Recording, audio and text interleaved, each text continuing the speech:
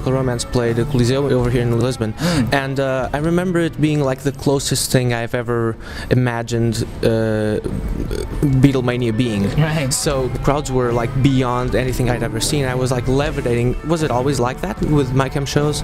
Once MCR hit a certain level, it was always like that. It was, and I think any band that hits that point with a young audience, it's. I don't think that experience is any different from any band that's ever struck a chord with the youth like that. Like, I think it was exactly the same for the Beatles as it was for Menudo, or I don't think it changes. I think it's just as jarring, and or One Direction now. Or One Direction, or any of those bands. I think it's exactly the same. It's very jarring. It's very hard to understand. But there aren't that many bands, I mean, that go through that, I guess. I guess not. You know, it definitely put us through a lot, and it was ultimately positive. It opens a lot of doors for the future, right? It can open doors, it can close doors, you know. Once you achieve that with a youthful audience, it closes other doors for you, you know, that may had been opened luckily the Beatles are probably the only band that ever beat it. They were the only band ever appeal to a young audience and then all of a sudden be making really artsy music that was enjoyed by grown-ups. It's very hard to make that shift. I guess Robbie Williams did that.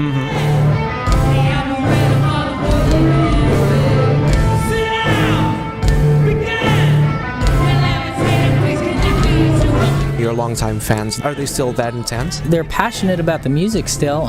My Chem was one of those bands which was able to speak to an older audience as well. And now as a solo artist, I'm able to speak to some longtime fans of MCR and an older audience. And but the longtime fans, they feel like they're just happy to be watching art. They're very artistic. That's the best way to describe when I think of an MCR fan or a fan of my music or somebody that's a long-term fan. They're all expressive, and they're all either writers or artists or they just have a job that they enjoy creativity through or something. Some of them are just vets. Some of them just deal with animals. Like they're all very positive people, though. Awesome, awesome. That must be really cool to have, to see your fans being cool people. Yes, right? It is very cool to see your fans being cool people. Like when you meet your favorite artists and they're also cool people. It's the same, right? It actually is. That's the first time I've ever heard that. But it is almost as important. It is as important as an artist to meet a fan that's cool. Like, when you're nervous to meet them, just like they're nervous to meet you, and you're like, oh, please be cool,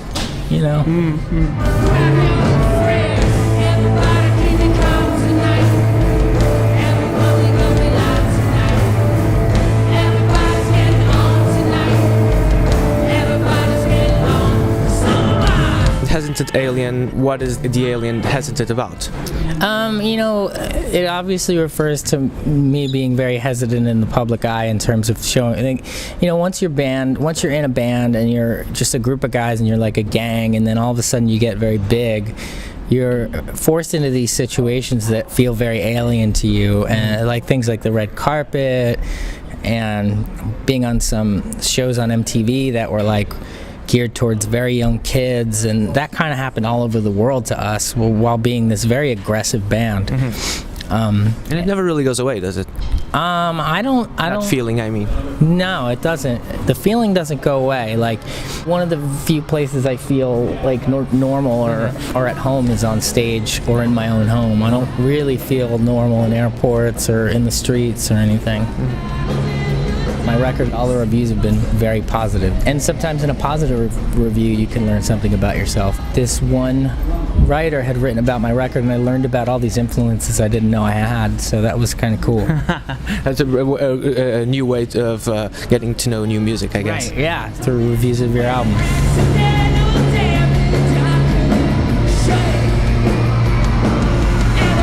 Do you think you have it in you to make this huge operatic piece of work in terms of music? Yeah, I do. I think it's just a matter of if I want to, it's one of those things there. When I did Black Parade, it was what I really wanted to do at the time and the way I wanted to do it, and go heavy on the concept and things like that. And one day I may want to do that again, and explore those things. Maybe on the next record, I'm not sure. It's feeling like the next one wants to be slightly conceptual, but I don't know if it'll be operatic. And I've always told stories. Even Hesitant Alien, I feel, tells a story, and it's not a tight concept record or anything, but at heart, I'm a storyteller, and I try to do that through my comics or my art or my music.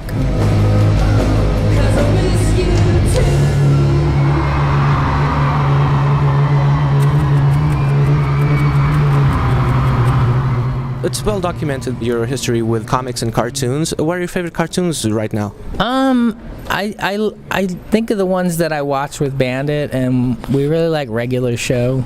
We watch that together. CJ, this is Margaret, my girlfriend. I mean, my ex-girlfriend. I mean, a girl I kissed a bunch in the past who's my friend. Should I stop talking now? Ah! Oh, hey, Mordecai. Haven't seen you in a couple of days. How you doing? Hey, sad sax guy. What are you doing here? I go wherever I'm needed. It seems like it's kind of for more grown-ups, but it's a fairly innocent show, and that's what I like about it. And obviously, a lot of grown-ups watch it, but I can watch it with my daughter. So I'd say Regular Show is really fun to watch with her. Sometimes we watch Adventure Time. A magic favor. A mystical, magical favor. Whoa, dude! For you. Why'd you do that? Because this day, a magical life lesson comes to you. No, change me back! Not until you appreciate what a jerk I am. Wazoo! This castle is in unacceptable condition! Unacceptable! Adventure Time is really up the ante, right? Because I'm really into Adult Swim, and I was huge on Ren and Stimpy. Excuse me, Ren. It's time for my appointment.